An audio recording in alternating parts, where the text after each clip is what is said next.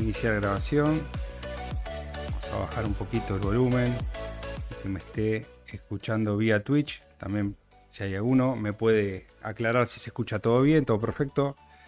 Así que bueno, damos inicio a la grabación. Ahí ya empecé a grabar. Así que,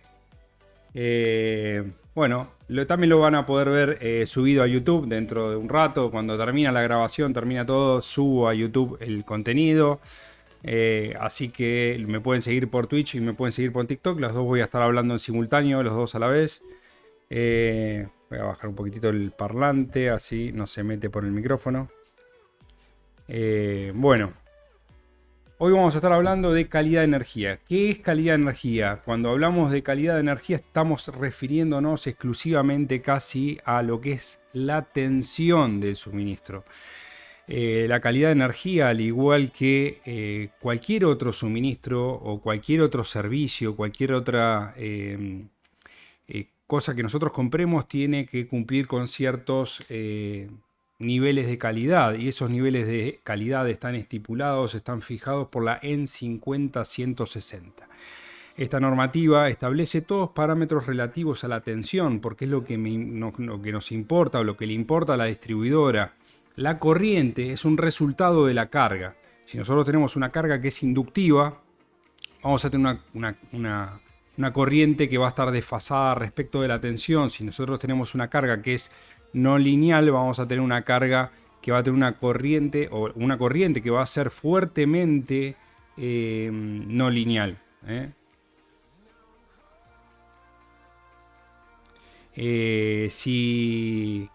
Si nosotros tenemos, por ejemplo, una fuente switching, un variador de frecuencia o cualquier otra carga que sea no lineal, vamos a tener una corriente no lineal. Eso no tiene ninguna correlación o no tiene ninguna importancia respecto de lo que es calidad de energía. Cuando nosotros hablamos de calidad de energía, vamos a tener que centrarnos exclusivamente en la tensión.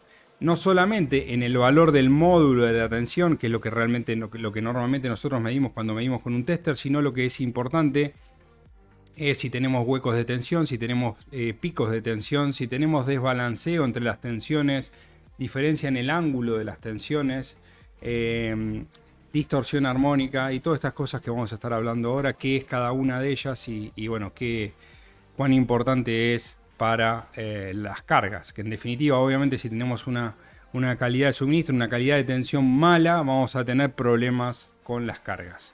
Bueno, paso directamente a la presentación. Vamos a ir viendo acá en modo presentación. Desactivar invitaciones, no sé qué es esto, rechazar, no sé qué es ese tipo de... Así que bueno, vamos a ver si se está viendo bien la presentación, si ya se está viendo bien. Voy a poner un poquito más grande acá mi cara y después lo vamos viendo. Bueno, mi nombre es Ramiro Marcos Braco, para quien no me conozca. Si quieren me pueden seguir en mis otras redes sociales, que son TikTok, que es donde más repercusión estoy teniendo. También hace rato que estoy en YouTube, Instagram, Facebook, Twitch. Ahora empecé hasta hace un mes, recién arranqué con Twitch. La idea es ir compartiendo un poco del conocimiento que tengo yo y tratando de divulgar un poco qué es lo que hacemos nosotros en Brin Ingeniería, que es mi empresa, que nos dedicamos a lo que es calidad de energía, eficiencia energética y energías renovables. Así que bueno, sin más, arrancamos un poquitito. Acerca de Brin Ingeniería, nos enfocamos en brindar soluciones de eficiencia energética, análisis tarifario, energías renovables, calidad de energía. Y la idea nuestra no es solamente vender un producto. Nosotros importamos analizadores de calidad de energía, cámaras termográficas y demás cuestiones, pero no solamente nos enfocamos en vender cosas, sino tratar de brindar el mejor asesoramiento posible, tanto previo a la venta como postventa y bueno, si es solo asesoramiento o lo que fuese.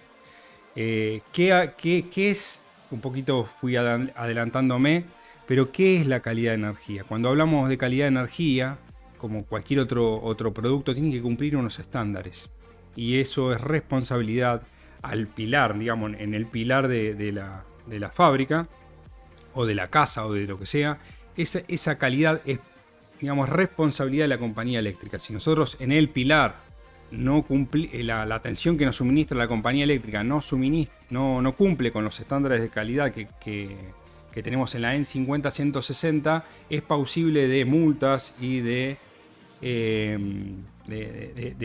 tiene que haber un tipo de resarcimiento económico y va a tener que arreglar este problema el problema de suministro. Acá tenemos en la presentación que estamos viendo en Twitch dos casos donde tenemos un sistema trifásico totalmente equilibrado.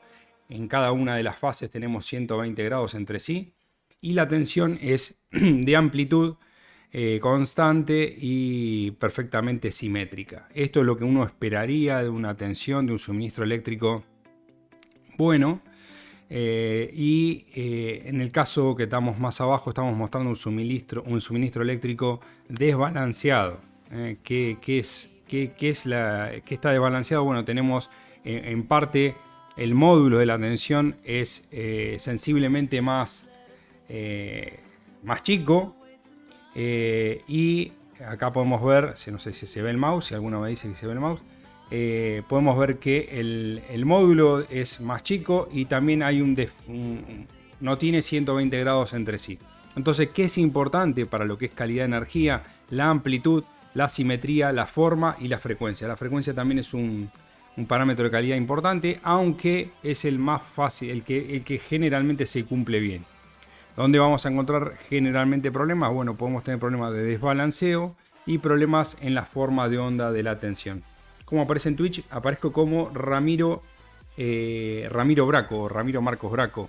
Buscar Ramiro Braco, ahí vas a poder ver que voy a estar haciendo la presentación ahí. A ver si ahí también me pueden mandar las preguntas. Voy a googlearlo, creo que es Ramiro Braco, con B larga y doble C. Ahí me pueden seguir en Ramiro Braco, así que va a estar viendo la presentación en vivo ahí. Bueno, seguimos un poquito más. Entonces, cuando hablamos de calidad de energía, primero tenemos que sacar afuera todo lo que es potencia, lo que es corriente. Lo único que nos interesa a nosotros en calidad de energía, calidad de suministro, es la tensión. Huecos de tensión, amplitud de la tensión, asimetrías, forma no perfectamente senoidal, huecos de tensión, problemas transitorios. Ahora vamos a ir viendo cada uno de estos tipos de problemas. Causas que generan la mala calidad de energía. Esto es importantísimo. Las causas son muchas. Hoy por hoy cada vez tenemos más electrónica de potencia.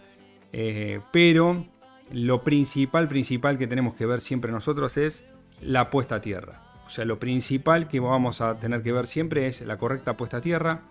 Luego, en general tenemos muchos problemas con electrónica de potencia que pueden desclasificar transformadores, interferencias, rayos, desbalanceos de fases, baja potencia de cortocircuito en el nodo, cuando un nodo es muy débil o un transformador es muy chico. Por ejemplo, podemos tener problemas, mal dimensionamiento de conductores, falta de protecciones adecuadas. Todo esto trae aparejado problemas de calidad de energía. En general, acá por lo menos en Argentina, cuesta mucho una vez que primero que encontremos el problema y que logremos que la distribuidora nos preste atención. Después, una vez que encontremos el problema y que veamos que sea un problema de calidad de energía, cuesta mucho que la distribuidora por ahí solucione el problema porque implica inversiones muy grandes. Entonces, en general lo que hay que tratar de ver es cuál es el problema, por qué se origina ese problema y cómo podemos tratar de solucionar este problema. En general lo que pasa es que los clientes nos llaman cuando se le quema un equipo, el PLC por ejemplo se cuelga, tenemos problemas de ese tipo. Entonces bueno, tenemos que ver que existe el problema, diagnosticarlo en forma correcta y luego buscarle una solución. Este sería como el ciclo, ¿no? Y ahí es donde uno, cuando da con la tecla, es muy bueno, ¿no? Porque generalmente estos problemas no los suelen diagnosticar bien y hace mucho tiempo que vienen con distintos problemas los clientes. Entonces cuando uno va, diagnostica bien con las herramientas apropiadas y da con la solución, parece Nostradamus. O sea, parece que predijo el futuro. Digo, mira, este problema está acá, hacemos esto y se solucionó. Listo. Vas, lo implementás, se soluciona. Perfecto. Bueno, En la EN 50160 se establecen límites a las características de la tensión. Todo cliente tiene derecho a esperar y nos da valores típicos de la tensión. Bueno, acá vamos a encontrar distintas maneras de medir tensión. ¿Cómo medimos la tensión de un transitorio? Bueno, ahí hay que definirlo porque en general la tensión que uno mide con un tester es una tensión, si el tester es bueno, es una tensión de verdadero valor eficaz o True RMS. Es lo que mide, lo que nos da un tester bueno. Si no es bueno, nos dará el valor RMS, digamos, no True RMS, el valor RMS. Pero generalmente está basado en una tensión de 10 ciclos. Ahora, cuando nosotros tenemos un pico transitorio como este que se puede ver acá, a ver si voy a ver un diseño. Bueno, tengo que entrar en modo presentación. Bueno, nosotros acá estamos viendo en Twitch un pico transitorio debido a un pulso. O sea, básicamente es una senoidal que tiene un pulso que va para arriba. Pum, rápido y va para arriba y vuelve. Generalmente ese tipo de anomalías, ese tipo de problemas están asociados a fenómenos transitorios debido a descargas atmosféricas. Por ejemplo, un rayo, ¿no?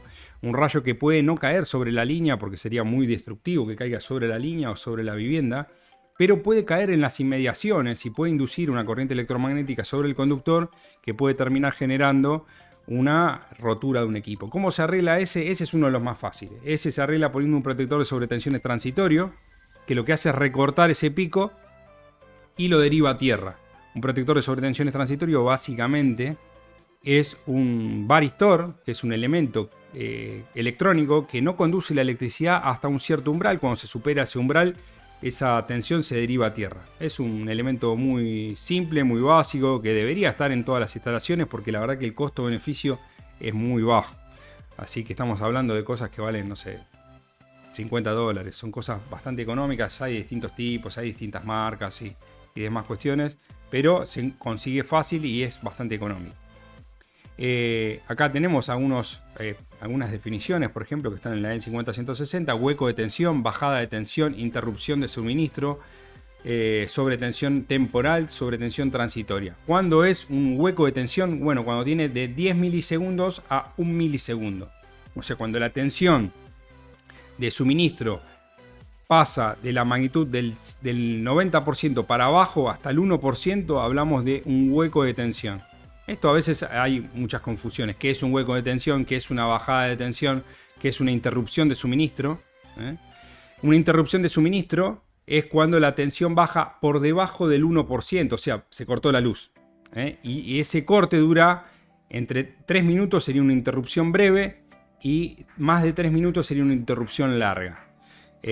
Si tenemos, por ejemplo, sobretensión temporal, o sea, si tenemos una senoidal, una forma de onda senoidal, perfectamente senoidal, pero esa tensión está levantada respecto de la nominal hasta un 10%. Si está más de un 10%,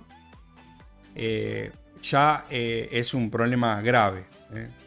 Si hasta el 10%, más o menos 10%, estamos dentro de la normativa, la EN 50160, lo cual no es posible reclamarle a la cooperativa, por ejemplo. Ahora ahí tenemos un problema. Si, por ejemplo, nosotros tenemos una tensión que está en el orden de los 190 volt, 193, 194, 200, y nosotros tenemos desde el pilar hasta donde yo tengo el punto de suministro un conductor que tiene baja sección, yo no le puedo reclamar a la compañía eléctrica. ¿Por qué? Porque la tensión que yo tengo en el punto de suministro está dentro de los parámetros normales. Y si yo tengo encima una caída de tensión, digamos, del 5%, que podría ser razonable, es alta, pero podría llegar a ser razonable, ya estoy teniendo en el punto de suministro una tensión muy baja. Entonces hay que tener en cuenta que la tensión en el punto de suministro podría variar más o menos 10% y estar dentro de los parámetros legales. Luego vemos acá otro tipo de transitorio, es un transitorio oscilatorio. Este tipo de transitorio oscilatorio generalmente se debe a maniobras de conmutación, por ejemplo, de banco automático de capacitores. Es importante que todos los bancos de automáticos de capacitores sean con contactores de baja corriente de inserción. Vamos a ver si hay alguna pregunta acá por Twitch. Ramiro, fíjate que el recuadro tapa a... ¿Cuál recuadro? Mi carita. Bueno, vamos a correrlo un poquito acá. Lo corro para acá. Me voy corriendo un cachitín. Bueno, cada tanto entro a Twitch y me van haciendo preguntas por ahí, también por TikTok. A veces me es más fácil por Twitch porque la veo más grande porque lo tengo en la computadora, el otro tengo en una tablet. Hoy me traje una tablet, el otro día tenía un celular, así que es más complicado. Bueno, sigo.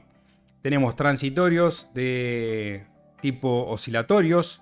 Tenemos bajadas de tensión o caída de tensión, que es cuando la tensión baja por debajo del 90% de la tensión RMS normal. Luego tenemos interrupciones, que básicamente es que la tensión se va a 0 o menos del 1%. Tenemos swells, que son subidas transitorias. Armónicos en la tensión, obviamente, ¿no? Armónicos en la corriente vamos a tener siempre, prácticamente siempre, eso acuérdense. Luego tenemos fenómenos de flicker. El flicker es un fenómeno de variación de la tensión a lo largo del tiempo en periodos largos de tiempo. Bueno, esos serían algunos de los fenómenos más conocidos, más comunes, que más vamos a encontrar en lo que es calidad de energía. Seguimos un poquito más. Acá tenemos el primero, problemas más comunes, problema súper común, problema de sobretensión transitoria o impulso, transitorio de impulso. Este problema se soluciona bastante fácil dentro de todo con una protección de sobretensión transitoria. El pararrayo también se puede utilizar para rayos, en muchas instalaciones es recomendable poner pararrayo, la ley lo exige y demás. Pararrayo es importantísimo que esté bien hecho el laburo. O sea, el trabajo de un pararrayo tiene que estar bien hecho, tiene que estar correcto el mantenimiento, si no es peor el remedio que la enfermedad. O sea, si nosotros vamos a tener un pararrayo mal hecho, mal dimensionado, mal el conductor, no le damos bolilla a el protector de sobretensiones, no le damos bolilla a los cables y demás, el día vamos a estar atrayendo más probabilidad de fallos a la instalación. Entonces, cuando hagan un pararrayo, también tengan en cuenta de que no es simplemente hacerlo y listo, sino que hay que darle mantenimiento, como toda cuestión eléctrica y en general. Las cosas eléctricas a veces uno se confía y piensa que, bueno, no tienen mantenimiento, pero no, es importantísimo también hacerle mantenimiento, sobre todo a los pararrayos. Es un elemento que, bueno, está a la intemperie durante mucho tiempo y después el día que lo necesitamos tiene que estar en óptimas condiciones. Entonces, los problemas de pulsos generalmente están asociados a descargas atmosféricas, el flujo electromagnético asociado a la caída de un rayo cercano a un conductor. Esto provoca una onda o un pulso que puede quemar muchos componentes electrónicos. Ahí vamos a ver un pulso que dura medio nanosegundo. O sea, son pulsos súper rápidos y de mucha intensidad. Pueden tener varios miles de volts, con lo cual es importante. Acá podemos ver un gráfico donde se ve la tensión, la sobretensión transitoria respecto del tiempo. Vemos que se extingue muy rápidamente luego de unos pocos nanosegundos. El pico máximo se da cerca de 0,2-0,3 nanosegundos, lo cual es muy rápido. O sea, las protecciones gaseosas, las protecciones de sobretensión transitoria están pensadas para actuar muy rápido. A diferencia de las protecciones permanentes, por ejemplo, van a encontrar muchos aparatos. Hay uno de la marca Bau, por ejemplo, que a mí no me gusta mucho la marca Bau. Básicamente Bau es una empresa nacional que importa China, pero bueno, importa lo que se vende, que es lo más barato. En general la gente va, compra una térmica y, o sea, no le da demasiada importancia si es una térmica ABB, Schneider, Eaton, o si es Sika, Bau, Steck. No sabes quién la hizo, no sabes qué control de calidad tienen. Obviamente todas tienen que pasar los controles de calidad, pero me ha pasado muchas veces disparos intempestivos en protecciones y demás cuestiones y están vinculados. Cambias la protección y listo. Y bueno, no, la verdad que mi experiencia con las marcas malas es mala. Ya está de más aclararlo, ¿no? Porque una vale 5.000 y la otra vale 1.000. O sea, la diferencia es de ese orden de magnitud. Una puede valer 5.000 y la otra puede valer 3.000. Pero hay una diferencia de plata importante y para mí, o sea, yo compro todo buena marca porque no quiero renegar.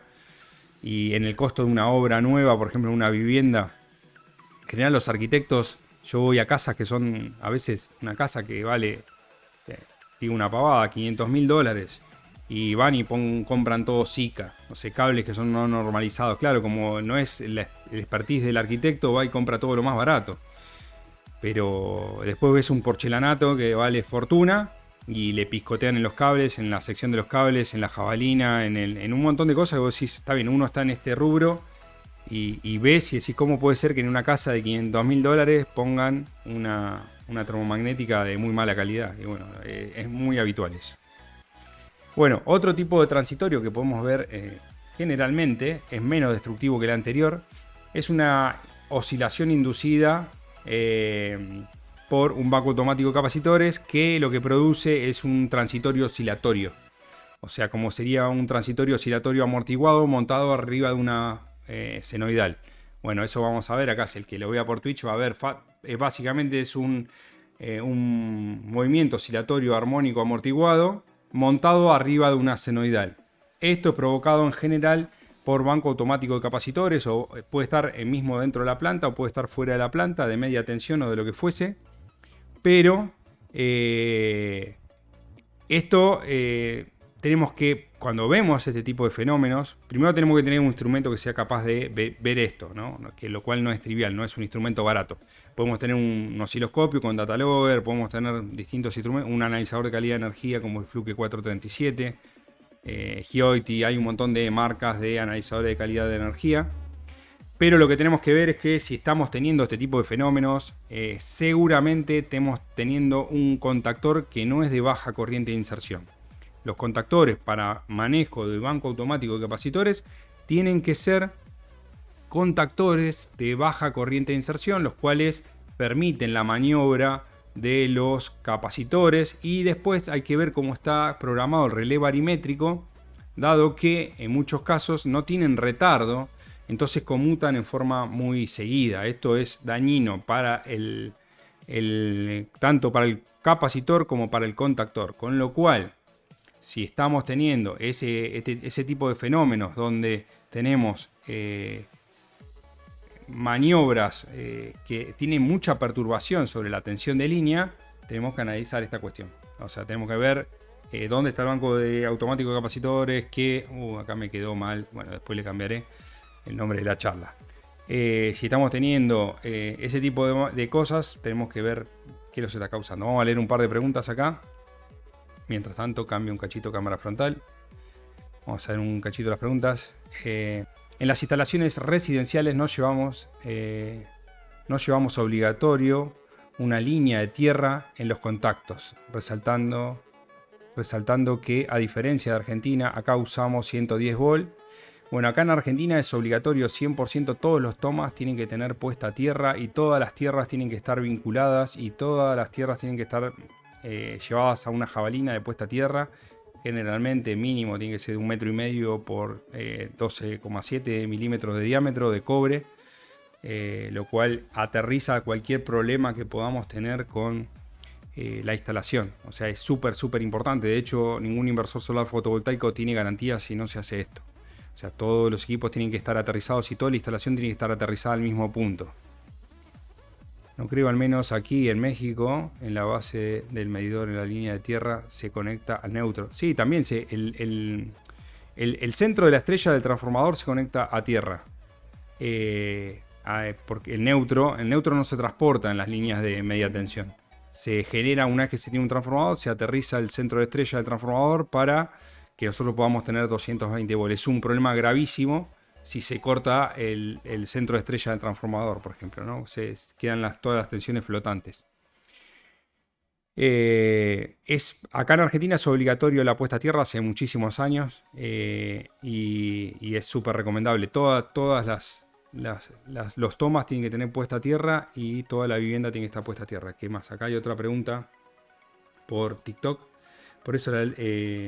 Por eso, por ley, cualquier trabajo electro debería ser realizado por personal matriculado. Idem en gas. Hasta ahí, digamos. Lo que tiene que haber es un firmante matriculado. No, sí, la 2015 es la del puesta a tierra. No es necesario que las tareas sean realizadas por un matriculado. Sí, sería recomendable. Pero en general lo que ocurre en la realidad es que el matriculado firma y se hace cargo. Ahora, bueno, en general nadie se va a hacer cargo de una instalación que no cumpla la normativa, sería lo aconsejable, la buena práctica profesional debería ser esa, que ningún matriculado se haga cargo de firmar algo que es un desastre. O sea, puede haber algún punto que le digas, mira, vas, haces una inspección y le decís, che, mira, acá no tenés pasada la puesta a tierra, pasala y después te lo firmo. ¿Qué es lo que pasa en la realidad? ¿Qué es lo que muchas veces pasa? Los DSI, las declaraciones de conformidad de instalación, hasta se firman por WhatsApp. Digo porque ya lo conozco. Te mandan la foto de la instalación y le firman 14 DSI. Y bueno, el arquitecto, ¿qué es lo que busca? Busca precio. Busca a quien le firme y después la obra se la hace un electricista de obra, no la hace un matriculado, esa es la realidad. La obra no la hace un matriculado, la hace un electricista idóneo. Y después cuando necesitan la firma, le piden a un matriculado, el matriculado le firma por esa obra y por todas las obras demás, va, presenta los papeles, firma, hace todo eso y eso es lo que generalmente termina ocurriendo.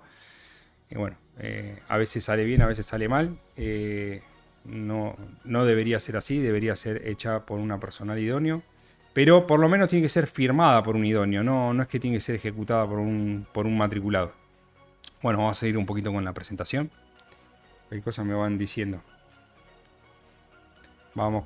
Sigo acá con la presentación.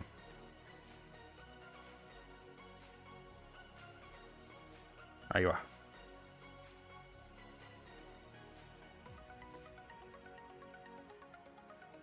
Vamos. Ahí está. Interrupciones de tensión. Cuando la tensión cae por debajo del 1% de la tensión nominal por más de 20 milisegundos, se habla de una interrupción. ¿Por qué 20 milisegundos? Básicamente es por la tensión, o sea, sería medio ciclo. De medio ciclo a 30 ciclos se habla de una interrupción instantánea. De 30 ciclos a 2 segundos se habla de momentánea, de 2 segundos a 2 minutos temporal y de más de 2 minutos sostenida. Esto, la normativa estipula una cantidad de veces que esto se puede dar. O sea, no es que no se puede dar y de hecho se da muchas veces. ¿Qué pasa con más de medio ciclo? Con menos de medio ciclo, en general se habla de que es un UPS. Por ejemplo, un UPS se define como tal o se pide que una UPS pueda tener un tiempo de conmutación menor a 20 milisegundos, que sería medio ciclo, porque en general las computadoras no se apagan con menos de medio ciclo. Entonces, por debajo de medio ciclo, no habría una interrupción como tal, sería como un hueco de tensión, un pequeño hueco de tensión. Hablamos de hueco de tensión cuando es de menos de medio ciclo e interrupción cuando hablamos de más de medio ciclo. Un hueco de tensión puede no colgar una PC, por ejemplo, puede no apagarla, pero en algunos PLC puede producir errores en la comunicación, lo cual puede ser también un problema. Depende del tipo de problema, la solución. No le podemos tirar a todo con una bazooka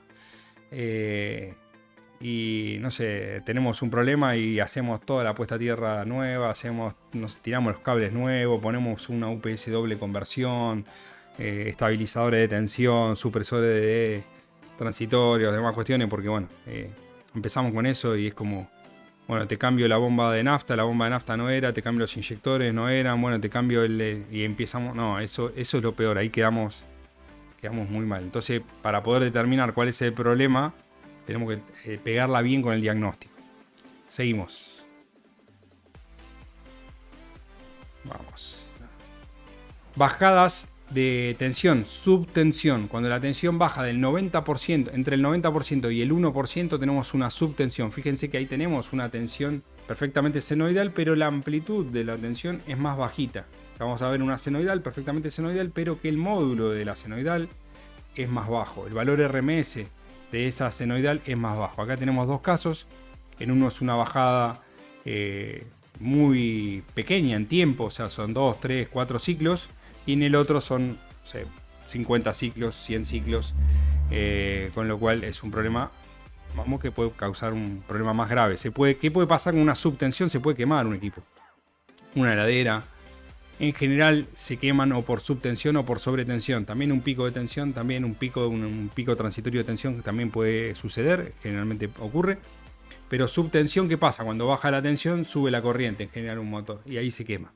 los problemas de que un motor se quema son porque la tensión en su bobinado supera la corriente dentro del bobinado supera la corriente máxima que tiene permitida, y eso hace que la temperatura en el bobinado esté por debajo, por arriba de la temperatura máxima que soporta el barniz se quema y las espiras se ponen en cortocircuito, el bobinado se pone en cortocircuito.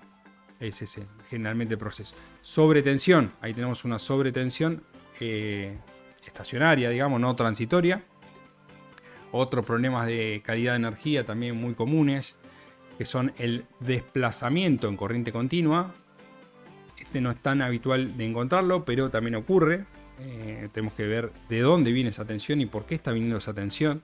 Problemas de armónicas, problemas de interarmónicas, problemas de ruido. Acá podemos ver en este gráfico de acá, ruido, por ejemplo, esto que está acá es ruido.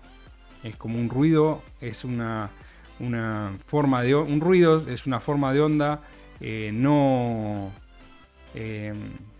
no periódica que se monta arriba de nuestra senoidal. Aquí tengo una pregunta. La mayoría de las cosas que tengo son inverter, o sea que la corriente AC que convierte a DC para usar. Sí, es así. Hay muchas cosas, las computadoras, los monitores y todas esas cosas son bastante inmunes por ejemplo, a problemas de calidad de energía. Todos estos problemas de calidad de energía en general afectan poco. O sea, por ejemplo, armónicos, un pequeño desplazamiento de continua. Esas cosas pueden afectar poco a las fuentes switching, por ejemplo, a los televisores y esas cosas. ¿Por qué? Porque como convierten todo a continua para funcionar, son bastante inmunes. De hecho, por ejemplo, en lo que es solar fotovoltaica, se utiliza muchísimo fuentes de tipo onda modificada, que se llaman, que tienen una distorsión armónica galopante, impresionante. Uno dice, ¿cómo puede ser que ande con esto? Y le estamos exigiendo un montón de cosas a la compañía eléctrica. Bueno, eso anda bien en cosas que sean con fuentes, digamos, fuentes que convierten todo a continua. Entonces, como convierte todo a continua, no es muy importante la calidad de energía en ese sentido. Sí, por ejemplo, transitorios de subida de tensión y de bajada de tensión. Pero, por ejemplo, el ruido no es tan importante. Lo que sería armónicos y desplazamiento de continua puede no ser tan importante porque transforman todo a corriente continua. Fluctuaciones de la tensión. Esto también pasa muy a menudo. Por ejemplo, cuando conectamos una carga que es muy grande, la tensión baja, luego sacamos esa carga, la tensión sube. Bueno, estas son fluctuaciones de tensión. ¿Por qué? Porque el nodo es débil, porque la línea es débil a la que estamos conectando todas estas cargas. Vamos a ir viendo a ver si hay alguna pregunta. En las instalaciones residenciales, bueno, eso ya lo había leído. Bueno, seguimos un poco más. ¿Alguna pregunta más por TikTok? No. Bueno, seguimos. Vamos a ver acá. De la presentación.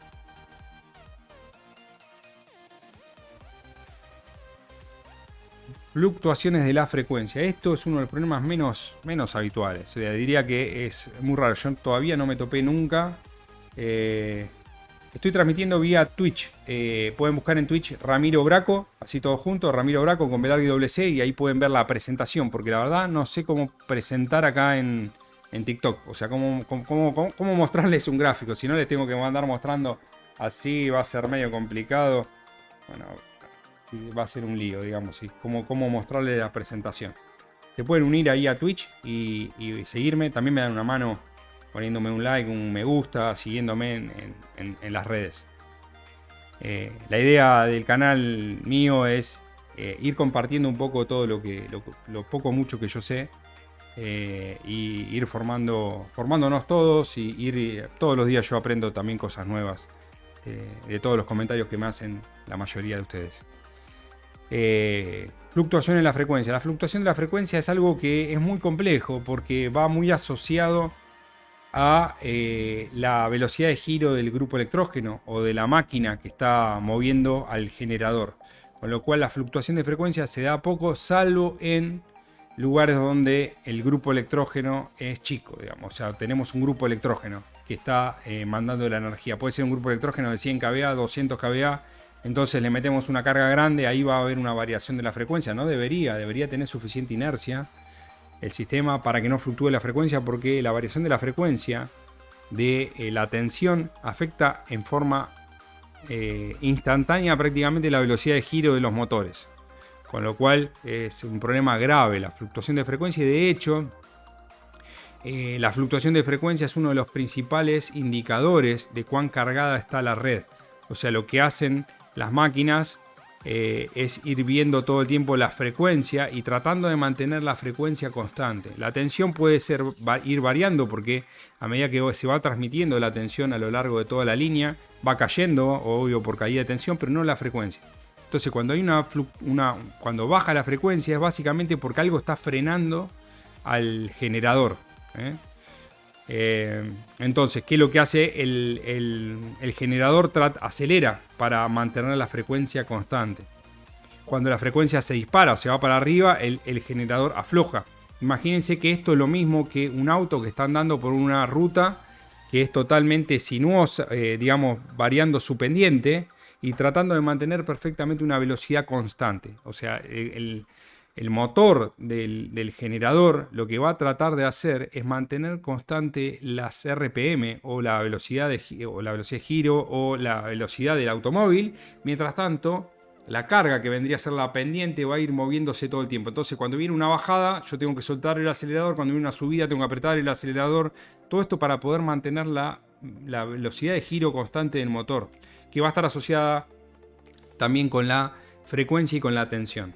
Entonces yo puedo ir variando la velocidad del acelerador, pero siempre manteniendo las RPM constantes. Eso es lo que hace los generadores, los grupos electrógenos o las fuentes de cualquier tipo. Seguimos. Desbalanceo de tensiones, por ejemplo, este también es un problema bastante grave que puede ocurrir. Por ejemplo, cuando una fábrica o una casa aledaña consume demasiada potencia, entonces ¿qué hace? Desclasifica el transformador. El transformador tiene una pérdida muy grande en una de las fases. Entonces tenemos que prestar bastante atención con esto, porque puede generar un problema grave en motores asincrónicos trifásicos, por ejemplo. Acá tenemos un caso donde tenemos 220 volt en una fase, 225 en otra y 230 volt en otra. La tensión más baja está en 220, la más alta está en 230. Tenemos una diferencia de 10 volt entre la más alta y la más baja. Con lo cual eso representa un 4% respecto del promedio, o sea, el promedio de tensiones. Esto es un desbalanceo demasiado grande. Esto no debería ser así. Tenemos que ver por qué está pasando esto, y esto va a tener problemas en los motores, por ejemplo, ¿no?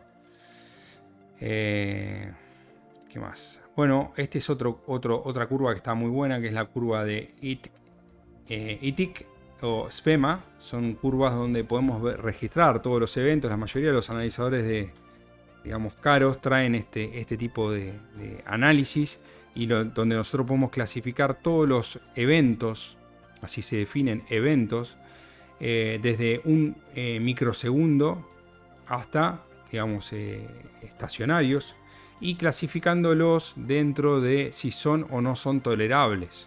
Acá vemos, por ejemplo, obviamente más o menos 10% es tolerable para cualquier dispositivo eléctrico, cualquier dispositivo eléctrico o electrónico debería poder soportar una variación en la tensión de más o menos un 10% sin ningún tipo de problema, porque si no, no habría forma de hacer nada.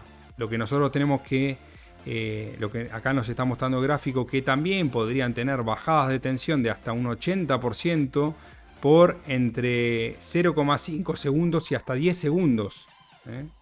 Y eso no estaría incumpliendo o no estaría por fuera de la curva de SPEMA o ITIC, que son curvas donde nosotros podemos ver los tipos de parámetros que pueden romper un dispositivo electrónico.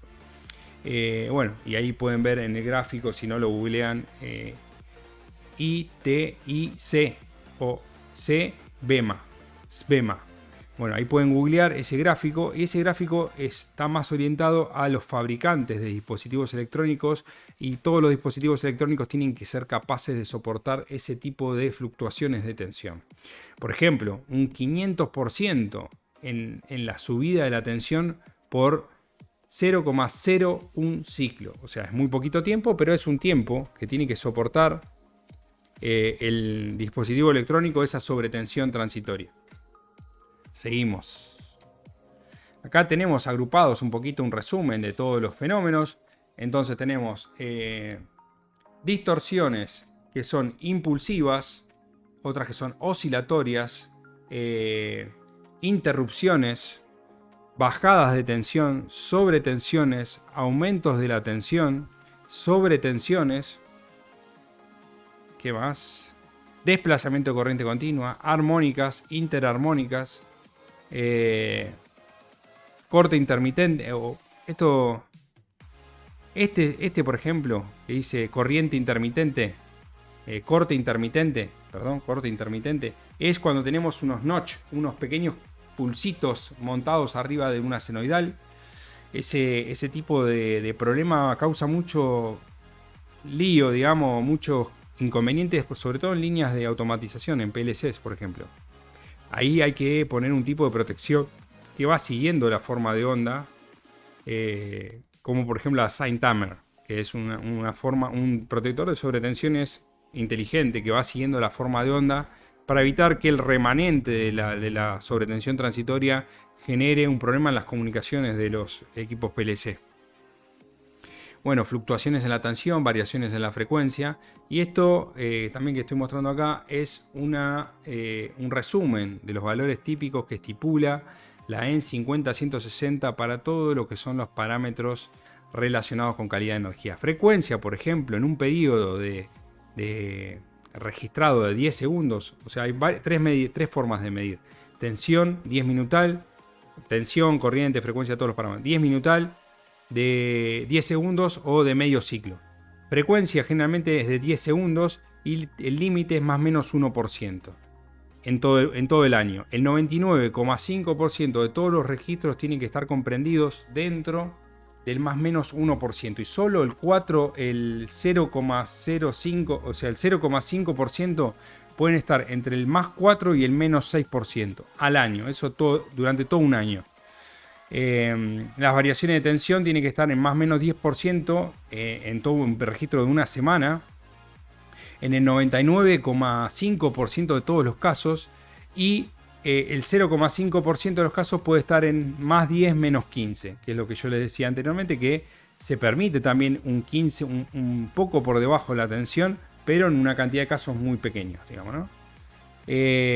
Variaciones rápidas de la tensión, un 10% respecto de la tensión nominal. Bueno, ahí están todos, por ejemplo, la severidad del parpadeo, los huecos de tensión, las interrupciones breves de tensión, las interrupciones largas, las sobretensiones a 50 Hz, sobretensiones transitorias, desequilibrio de tensiones, tensiones armónicas. Bueno, todos los parámetros, cada uno de estos parámetros está estipulado cómo debe tener la calidad de energía. Y después vamos a tener la IEC 61400, ¿no? Más adelante está, que es la que define cómo se mide todo esto. Todo esto tiene una forma de medirse, que eso está más orientada, esa normativa, a los fabricantes de instrumentos. Pero bueno, tenemos instrumentos que son clase A, clase B, clase C, según cómo miden y cómo registren todos estos eventos de calidad de energía. Vamos a ver si hay alguna pregunta. Vemos ahí, cámara frontal. Ninguna pregunta acá por Twitch. Bueno, acá por TikTok tampoco. Bueno, seguimos un poquito más. Acuérdense que este video lo voy a estar subiendo después al canal de YouTube si lo quieren ver completo, si por ahí lo quieren ver con alguien. Y también me pueden dejar algún like si les gusta el contenido que voy subiendo. Pueden suscribirse al canal de YouTube, Instagram, Twitch y todos estos canales donde voy a ir compartiendo distintas cosas. También tengo ganas ahora de hacer por ahí una prueba de paneles solares con distintos inversores, por ahí con un regulador PWM, con un regulador MPPT malo, con un regulador MPPT bueno. Bueno, ahí tengo que armar todo el show el show en el fondo del depósito para armar todo. Pero a veces, bueno, cuesta un poco entre todas las cosas que hay que hacer. Seguimos un poquito acá con la presentación. Gracias, ahí me contesta todo muy claro. Me anoto para la próxima clase. Bueno, la idea no es que sea una clase, sino que sea más bien una charla, no sé. Hoy no me preparé café, pero bueno, la idea es capaz que ir cambiando un poco la modalidad. Ahora somos muy pocos y capaz que no hay tanto, pero capaz que una modalidad más charla, digamos. Tengo varios gente conocida de la facultad y demás cuestiones, capaz que hacemos algunas tipo, ¿cómo se llaman ahora? Tipo charla en, ¿cómo se llama esto? Bueno, por ahí tenía ganas de poner dos cámaras y hacer tipo entrevista. Como una entrevista tiene streaming, no, tiene otro nombre, bueno, no me acuerdo. Pero bueno, la idea es por ahí traer a algún especialista, por ejemplo, de energía nuclear, que tengo un amigo que es especialista en energía nuclear, otros que son especialistas en electrónica de alta potencia y demás cuestiones. Una charla TED, no sé si para tanto, no. Charla TED no, pero por ahí sí hacer una tipo de entrevista, por ejemplo, ¿no? Traer a un especialista en algo, que sea un tipo que sea un grosso en algo, y bueno, hacemos una charla, la transmitimos, y bueno, vamos sacando algunos mitos y verdades, por ejemplo. Bueno, seguimos. Vamos a seguir un poquito más. Ramiro, las mediciones que uno pueda tomar con un datalogger sirven como evidencia para la distribuidora. Sí, sirven. Obviamente la distribuidora en general lo va a desestimar y va a depender un poco del quilombo que tengamos, del problema que se haya generado. O sea, si tenemos un problema grosso, digamos que se quemó una máquina, vamos a poner una pavada, no sé, $500.000, y nosotros le queremos hacer un juicio a la distribuidora para que pague esa máquina, bueno, ahí hay que ver cómo hacemos para que la distribuidora se haga cargo de eso. Si es un problema de calidad de energía, nosotros tenemos evidencia para demostrar que la compañía eléctrica incumplió la calidad de suministro y es plausible de un resarcimiento económico. Ahí, bueno, no es fácil dar esa batalla. Porque, bueno, que el que tomó la medida, que el electricista que sea matriculado, que el instrumento que esté homologado, bueno, hay un montón de cosas de esas, pero en general el problema no pasa por ahí. El problema pasa porque tenemos un problema, por ejemplo, que se quemó un inverter y, bueno, lo compramos de vuelta, pero no quiero que me vuelva a ocurrir. Eso es lo que el cliente... Y ir a la batalla contra la distribuidora eléctrica a veces es medio complicado en ese sentido. O sea, por más a veces que uno tenga toda la evidencia, acá en Argentina por lo menos, y creo que en Latinoamérica debe pasar parecido, tener un... O sea, por más que vos tengas razón y todo, capaz que vienen y te cambian el transformador. Y le bajé un poquito la ganancia, no sé si se escucha muy fuerte el micrófono. Por más que uno tenga razón, a veces es difícil porque las inversiones son muy grandes desde el otro lado, ¿no? Si yo tengo que cambiar un transformador, reforzar toda una línea para un tipo que está en el medio del campo, bueno, no es negocio. Por eso la energía solar está creciendo tanto en lugares aislados. O sea, si yo tengo una comunidad que tengo, por ejemplo, 20 habitantes, 30 habitantes, llevar una línea para ese lugar es inviable económicamente. Se vino haciendo, pero por ejemplo, a mí me han pasado cotización para tirar una línea en el medio de un campo, no sé, 200 metros y te pasan 2 millones de pesos. Entonces, a veces en ese caso, la energía solar termina siendo una solución mágica, por decirlo de una manera, ¿no? Un sistema diésel mezclado con solar, un sistema híbrido para una comunidad de pocos habitantes. Yo creo que ya no va a haber más líneas por ejemplo, de 13,2, de 33 que entren a un pueblito de, no sé, 100, 200 habitantes. Nada, se hace una mini central térmica con un grupo electrógeno, con acople de energía solar fotovoltaica, y termina siendo mucho más redituable que tirar una línea, y a la compañía eléctrica no termina amortizando más esa inversión. Entonces, bueno, hay que analizar la situación bien, cómo es la batalla que se puede dar y cuál es la mejor solución para el cliente, en definitiva. O sea, no importa mucho lo que nosotros tenemos que ver, cuál es el problema y cuál puede ser la mejor solución para el cliente. Bueno, vamos a terminar un cachirín. ¿Qué hora es? Son las 52. Bueno, vamos a meterle pata acá. Bueno, entonces estos son los problemas de calidad de energía que vamos a encontrarnos siempre. ¿Para qué? Comparto. Vamos a compartir presentación. Ahí está. Bueno, decía anteriormente, estos son los límites que establece la EN 50160. Esto es a nivel global, distintas... la EA lo va tomando de otra manera, lo que sea.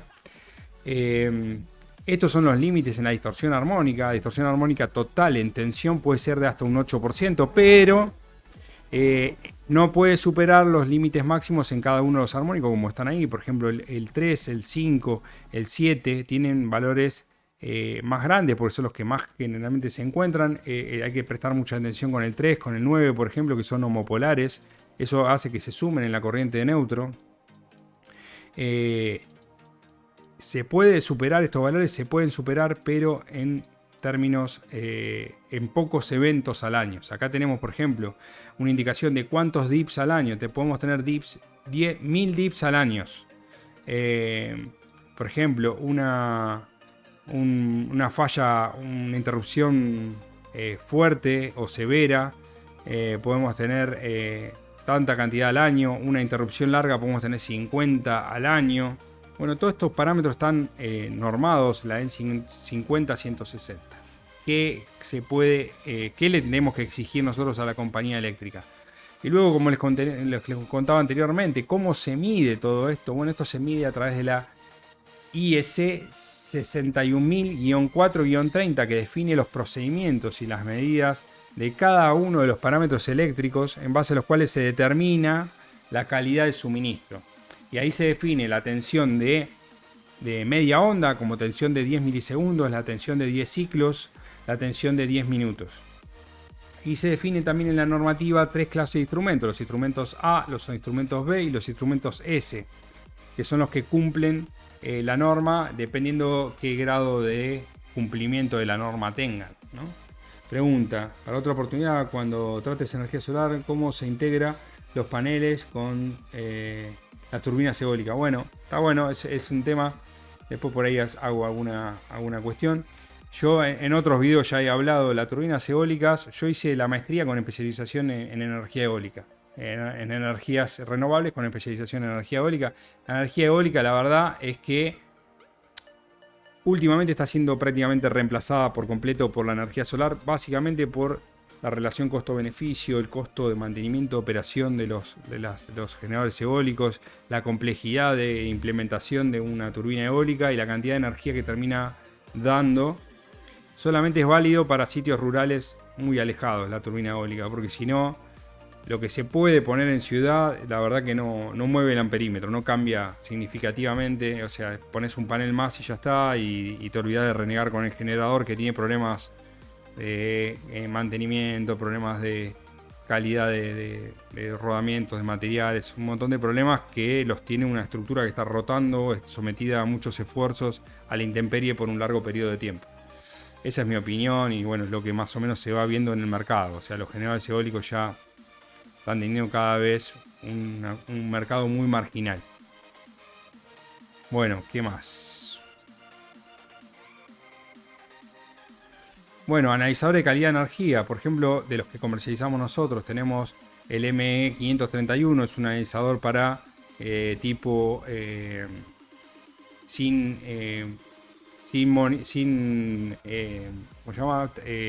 visualización, sin data logger, pero que permite implementar con un PLC alarmas, por ejemplo, por calidad de energía, por subtensión, por sobretensión, por exceso de potencia, por baja corriente mínima, por baja corriente máxima. Se pueden implementar, escalonar, por ejemplo, capacitores. Se pueden hacer un montón de cosas con este analizador de calidad de energía y con todos los que comercializamos nosotros, porque todos los que yo traigo, todos los que traemos nosotros acá son con comunicación Modbus RTU, con lo cual permiten interrogar ese instrumento por PLC y poder saber todos los parámetros del mismo. El 631 es similar al anterior, con menos prestaciones, pero con pantalla y con data logger. Es un analizador de calidad de energía para bobinas Rogowski, al igual que el otro que el anterior. Las bobinas Rogowski tienen muchas ventajas respecto de los TI tradicionales, entre ellas que permiten un rango de medición muy amplio, que pueden ser conectadas sin necesidad de cortar el suministro eléctrico. Bueno, un montón de ventajas. No tiene tensión en el secundario y demás. El M437, que es un equipo de montaje en panel, con memoria que permite almacenar más de un año de más de 290 parámetros eléctricos. Posee Modbus RTU también, puede ser interrogado con bobinas Rogowski. Es un equipo que está bárbaro, permite medir la distorsión armónica hasta el armónico 31 en tensión, en corriente. Son todos equipos que comercializamos nosotros. El ME435 es un equipo portátil, también para bobinas Rogowski, que es muy práctico y económico para la relación costo-beneficio que tiene. El 440, que es uno de los de más alta gama. Ahora estamos trayendo uno que es el 550, que permite registrar eventos de subtensión, sobretensión y demás cuestiones. También visualizar la forma de onda de la tensión, de la corriente. Así que bueno, vamos a ir ampliando todo en la medida de lo posible. Acá también hay un quilombo bastante grande, seguramente se habrán enterado, con el tema de las importaciones, con la cantidad de dólares que hay. Entonces cada vez se hace más difícil un poco para los importadores traer cosas de afuera. Bueno, algunas cosas hacemos desarrollo locales, pero en estas cosas a veces no se puede. También tenemos desarrollado un sistema de monitoreo en tiempo real, que eso lo desarrollamos nosotros, que permite conectar cualquier equipo de todos estos equipos que hablamos y de cualquier otro equipo a través de Modbus RTU y visualizar todos los parámetros en tiempo real. Esta pantalla es una pantalla un poco vieja, pero en mi canal de YouTube también pueden ver el sistema que desarrollamos nosotros, al igual que también desarrollamos todo lo que es el análisis, los gráficos para utilizar, o una macro de Excel que se puede utilizar con todos estos analizadores de calidad de energía y poder entrar un informe a nuestro cliente, donde podemos visualizar la tensión, la corriente, la potencia activa, la distorsión armónica y un montón de parámetros, calcular un banco automático de capacitores, ver histogramas de tensión, un montón de cosas que podemos hacer y graficar. Bueno, espero que les haya sido útil y me quedo un toquecito más, así respondemos alguna que otra pregunta. Espero que les haya gustado, que se haya escuchado bien, me hayan escuchado. Creo que vengo renegando bastante. Hoy estoy implementando la tablet acá, una tablet que tengo con TikTok. Creo que anduvo bien porque no se acordaron de mi mamá con el tema del audio acá en TikTok, que siempre me están diciendo que no se escucha. Bueno, acá implementé, tengo un microfonito acá, vamos mejorando de a poco. Tengo unas luces, el que me está viendo por Twitch creo que está más copado porque se escucha bien el audio. Tenemos acá una luz que hace un poquito más tipo streamer. Ya me acordé, lo que yo decía era un podcast. Por ahí hacemos tipo formato podcast con algún especialista, como así tipo un humilde podcast vinculado con estas temáticas que somos. Tampoco somos cosas tan populares, ¿no? Somos más bichos raros, ¿no? Los que estamos un día feriado 20 de junio viendo un stream en vivo de calidad de energía. Así que bueno, les mando un abrazo grande a todos, espero que les haya gustado y nos vemos la próxima. Chau.